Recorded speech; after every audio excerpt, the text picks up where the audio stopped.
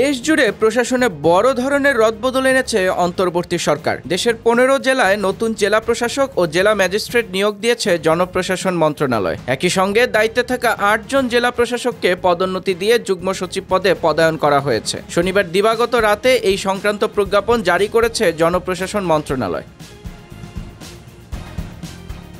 সরকারি নির্দেশনায় বলা হয়, হবিগঞ্জের জেলা প্রশাসক ফরিদুর রহমানকে পদায়ন করা হয়েছে জনপ্রশাসন মন্ত্রণালয়ে। মাগুরার ডিসি ওহিদুল ইসলামকে পাঠানো হয়েছে দুর্যোগ ব্যবস্থাপনা ও ত্রাণ মন্ত্রণালয়ে। সাতক্ষীরার ডিসি মোস্তাক আহমেদকে পদায়ন করা হয়েছে খাদ্য মন্ত্রণালয়ে। নোয়াখালীর ডিসি খন্দকার ইশতিয়াক আহমেদ যাচ্ছেন স্বাস্থ্য সেবা বিভাগে। পিরোজপুরের ডিসি মোহাম্মদ আশরাফুল আলম খানকে পাঠানো হয়েছে মাধ্যমিক ও উচ্চশিক্ষা বিভাগে। বগুড়ার ডিসি হোসনা আফরোজা যাচ্ছেন বিদ্যুৎ বিভাগে। আর ঢাকার ডিসি তানবীর আহমেদকে পদায়ন করা হয়েছে মন্ত্রিপরিষদ বিভাগের যুগ্ম সচিব হিসেবে।